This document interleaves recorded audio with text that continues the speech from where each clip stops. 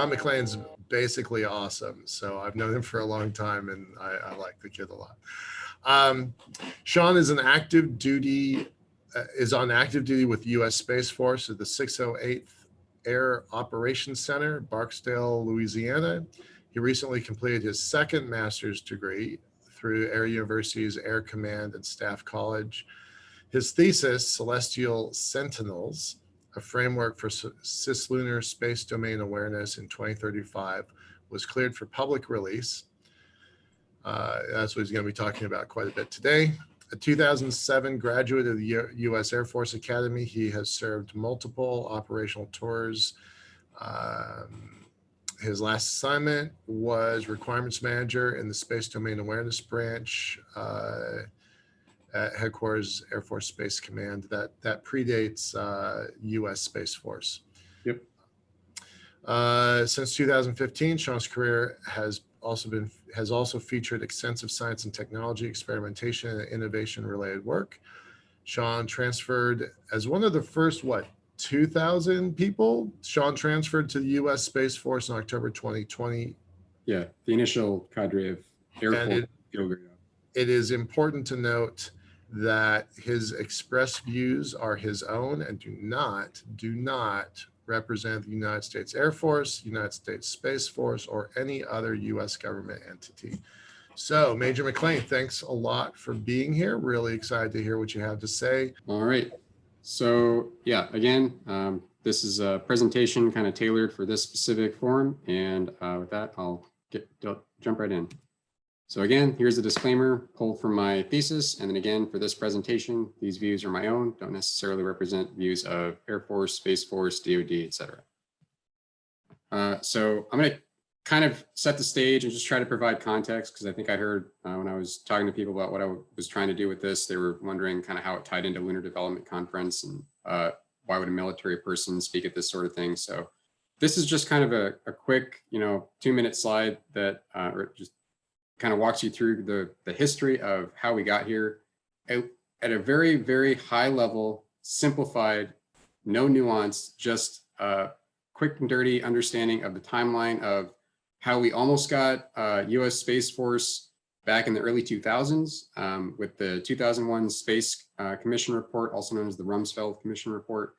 But that was quickly overshadowed by real world events. 9/11 happened, and then that pretty much turned off any feasible financial sense to budget for U.S. Space Command at the same time as standing up a Space Force when we had the War on Terror kicking off. So if you notice, the timeline for U.S. Space Command getting stood down and U.S. North Command getting stood up was the same date. So we stood down the old U.S. Space Command in early 2000s, stood up NORTHCOM, that's still active, and that continues with its mission to this day.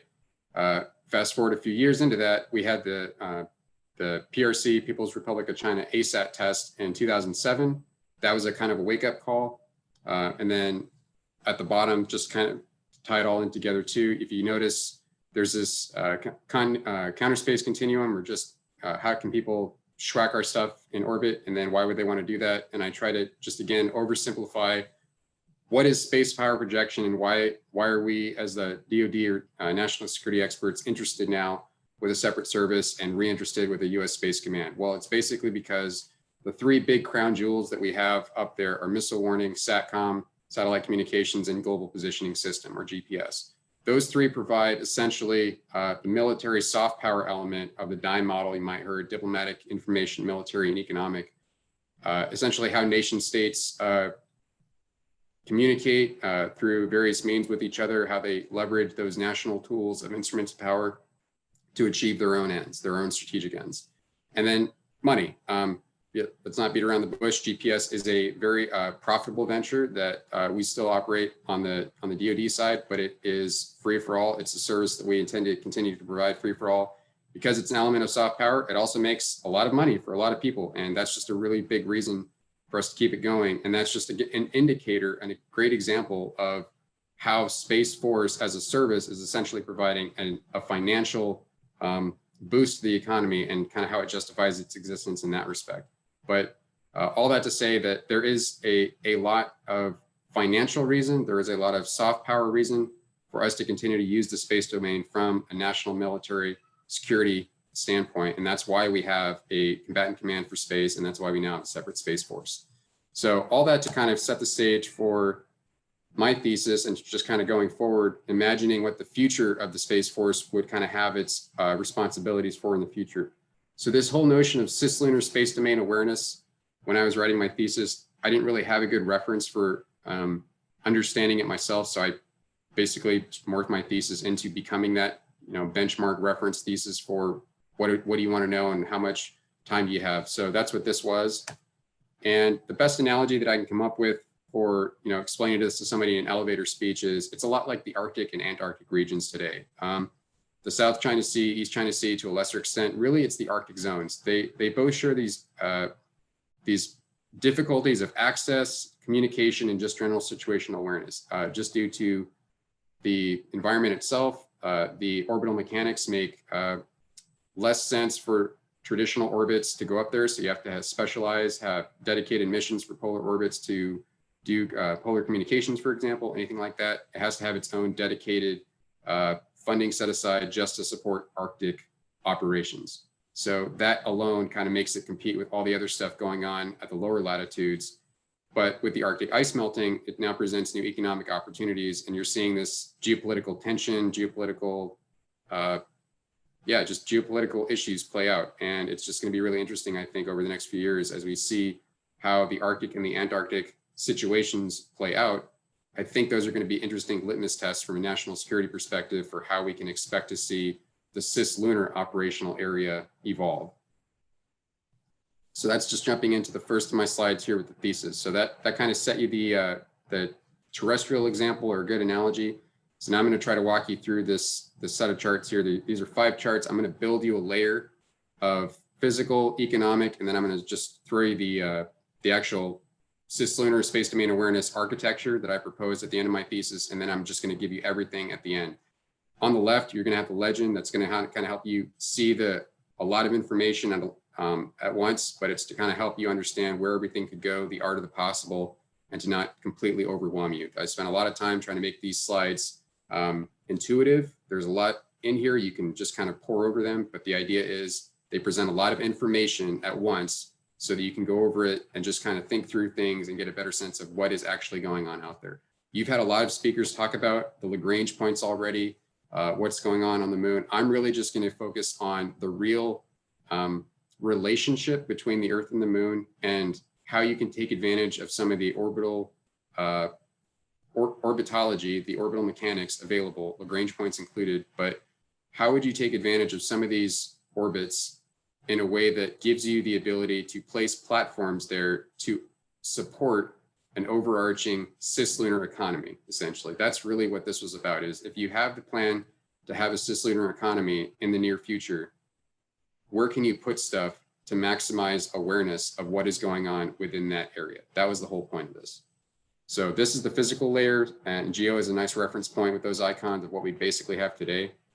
And then I'm going to advance forward to kind of give you an idea of what is the art of the possible within the CisLunar operational area with the arbitrary, not so arbitrary time epic date of 2035. It's not too distant in the future. It kind of gives the reader and the community enough time to really consider that some of these things are possible. And you've seen some of the previous presentations, some of the hardware, it's coming together, the concepts, the policy, the strategy, all of that's coming together. So I think the whole notion of what I believe I heard also earlier, the Starship singularity, where it's just going to change everything.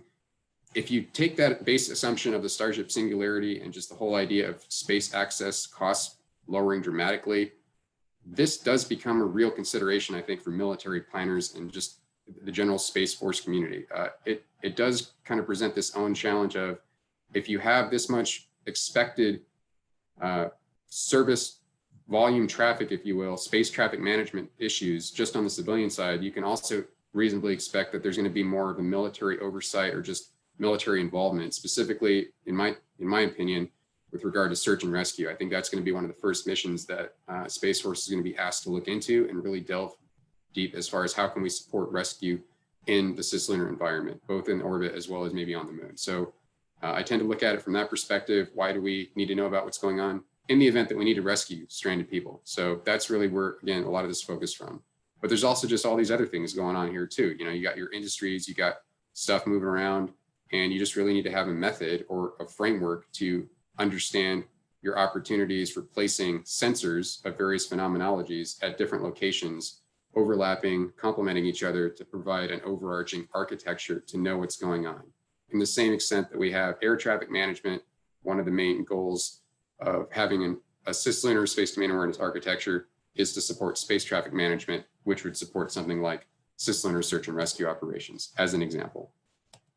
And here's the CisLunar search and rescue scenario that I just drafted again. I didn't delve too deep into this. It was mostly just kind of a, you know, maybe a board game analogy would be the best way to play it. Just, you know, put your tokens on the board and try to walk through what would you need if you had a stranded starship out there, the USS Olympia, and, you know, if you had previous planning efforts and you properly funded everything and you had everything where you wanted it, what would you want and where would you have it? I think we're going to need a CisLunar position, navigation, and timing constellation within what I call CLOC 1. That's going to be essentially the new geobelt, if you will, of the CisLunar regime. It's going to be where we place a lot of the same things that we put in GEO now to support terrestrial Earth services. CLOC 1 is essentially going to be, Celestial Line of Communication 1, CLOC 1, is going to be where we put a lot of those same services and platforms to enable the same type of service expectations that we now enjoy on the Earth. So that's essentially what I put there on that large green dotted line around the Earth and the Moon to show that that's essentially a possible orbit. Yes, it does get more complicated with the three-body problem, but if you have fuel to burn, then you can modify it continuously to maintain the intent of that orbit to achieve the same service expectations. Again, I didn't delve too deep in the technical. Again, it's just, this is what essentially you can do, assuming you have some other things like the ability to refuel, like the ability to place a lot of volume up there using something like Starship for high volume material replacement. So this assumes that there's servicing involved. There's a lot of assumptions baked into these slides just to kind of give you the idea that if we get all these technologies up and running, some of these things do become actually pretty feasible, but they're all necessary to support each other. And then this is the final CisLunar SDA architecture that I came up with just to kind of give an idea of where everything would go, and just to kind of tie it all together that, you know, you're going to need sensors of various phenomenologies, opportunities for placement, the command and control nodes, and yeah, essentially what is the art of the possible. And this is the final CisLunar operational area, OV1, which is kind of a military term. Just basically, this is everything, and just kind of throws it all in one chart and tries to show you how everything is related to each other.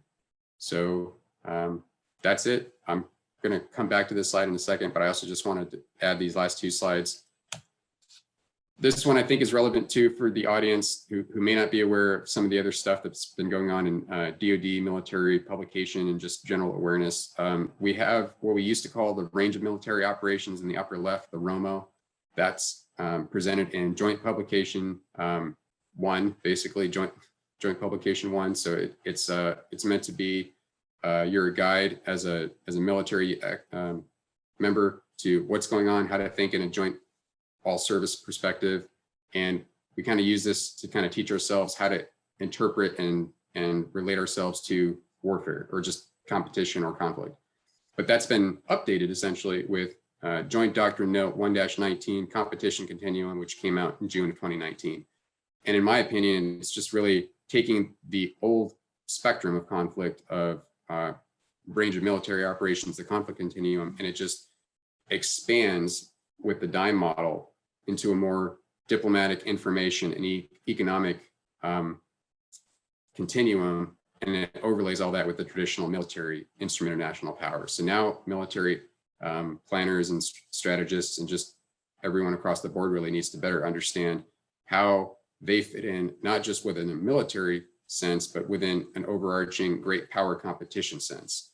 And the reason that I think is relevant to this audience is everything that you just heard up to this point let's also keep in mind that we have other national players who are also interested in their own plans for going to the moon and developing things, which I think makes this slide just something you want to kind of have in your back pocket. Just remember that we're going to be competing up there in the future as much as we're competing down here in everything. So it's just helpful to understand that what we choose to do and how we choose to do it. I think I heard earlier, the narrative is important.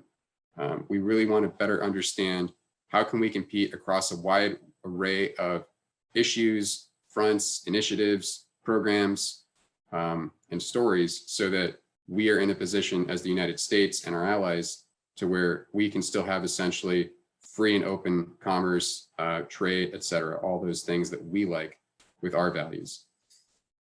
And then I'll close again with another kind of recent publication of the last 2 years. There's links provided in the notes page, and I think I added this to my upload speaker portal. This should be available on the website now or later. Again, I'll just highlight a couple. I think one that people will really kind of be able to sink their teeth into is the, on the bottom, I think McClain already talked about this day one, the new era for deep space exploration development. That was White House policy. That kind of really changed radically some of the previous space policies. I think in a good way, it kind of really opens the aperture for private venture capitalists to just go forth and do what they do, and just kind of have a good working relationship from the DoD perspective to encourage more economic and commercial ventures out there.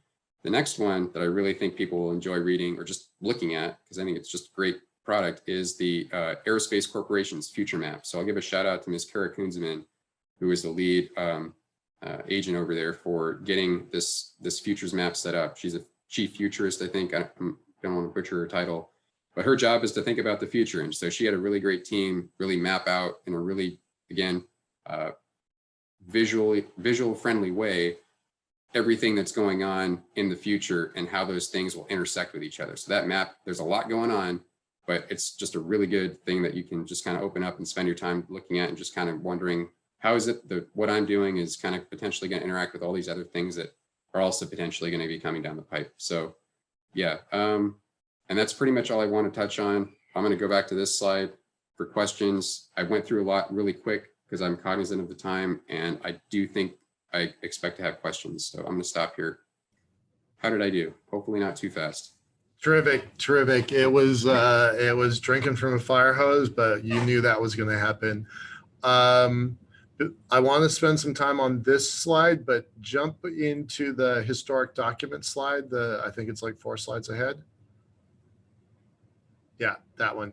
So you've got to post links to some of these things in the chat, please, because there's a lot of people that are curious about them. I don't know the September 20 document from I know who you're talking about, who built that. That's the chief futurist for Aerospace Corp, right? She's a woman. Yep, Kara Kunzman. Yeah. So I've never seen that doc, so I want to see that one. So yeah, you're just gonna have to just flood the channel with some PDF links if you don't mind. Okay. Do that. I thought that this whole thing would be available in the Lunar Development Conference website later. Is that true? Yeah. If they can download this slideshow, all the links for these things are buried in the notes page of this slide. Ah, terrific. Thanks a lot. Perfect. Yep. Okay. We spoke yesterday to General Warden, and he talked about the Warden line.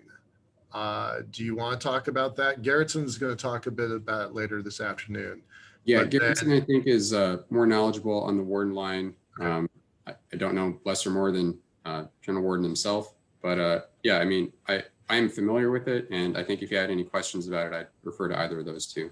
Okay, so there is a whole lot going on this slide, right? These are all, you know, some of these are military assets, most of these are civil, commercial, academic assets. I think what you're telling us here is the CisLunar environment is going to get really, really busy. Yeah. Yes. With again, no numbers assigned to any of these, yep. Just the idea of what is potentially out there. Yes, things could get busy really quick, and depending on what industries take off first, that's just going to be where, again, all the interested government stakeholders are just going to need to keep an eye on that, so that at least from a DoD perspective, we can continue to do our part in the space domain of making sure that those civilian and commercial agents and stakeholders can expect to do whatever it is that they would like to do, free from unfriendly action, shall we say. I want to point out some of the comments in the chat because they're epic. First of all, Michael Mealing's like, that's a very expensive board game. And Professor Thangbelu is like, that, let's make a board game out of that. That looks really fun. The tokens are really cool.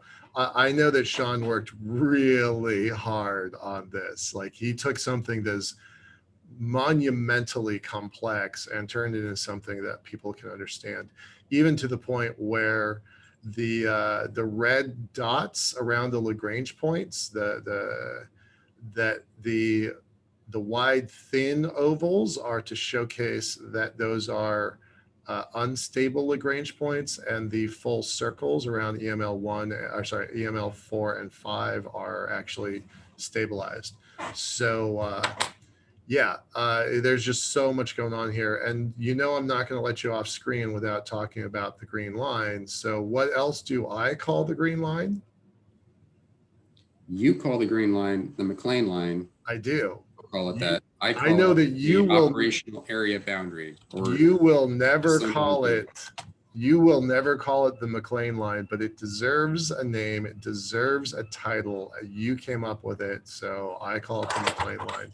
In the same way that we have the Carmen line as one differentiator and the Warden line as another differentiator.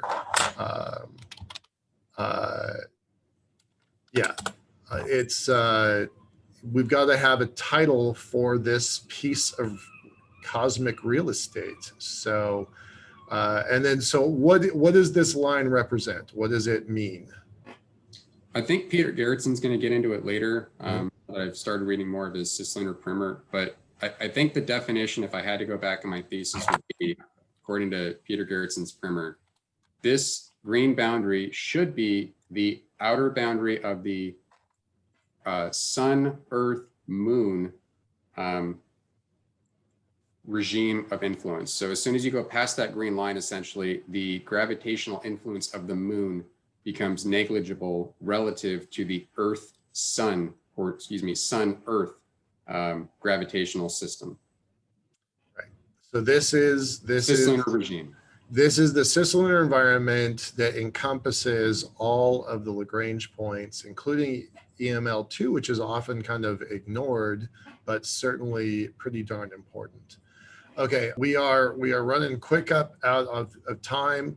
Michael Mealing would like to ask a question about, in 2020, there was much discussion about blue water versus brown water debate with respect to national security. Can you tell me who you think won that battle? And I can describe it a little bit more if you like. Again, I really don't look at it as a battle. I think there's pretty good agreement on it. I think really the way that I look at that, and I think most people after they listen to it or participate in it look at it, is it's just a question of timing and shifting the money around. So it's actually at the end of my slides here too. You can kind of take my 2 cents on it, but I think there's going to be an eventual transition, but there's also going to be a bunch of realistic real world events between now and then. Nobody has a crystal ball. So there's going to be all these things that play out that are just going to beg the question, how does the needs of the CisLunar environment with everything going on at the time compare with the needs of anything going on anywhere else, essentially on the terrestrial ground? So eventually, you know, I think other people explain it. Right now, the money is down here. We are getting money from up there, but the locus, the general gravitational pull of all of our financial geopolitical considerations are still tied to Earth. So once you start moving a lot of the industry off planet, a lot of the other things off planet, people living off planet, voters, taxpayers living off planet, that's where you start really seeing a lot of the funding shift towards the CisLunar environment. And that's where I think you're going to start seeing more of a, quote, blue water influence become much more apparent. I just don't know, or don't need to, nobody knows when that's going to happen because there's going to be so many different things. It's just going to be a gradual transition. Exactly. We're going to transition off. Thanks a lot, Major McClain.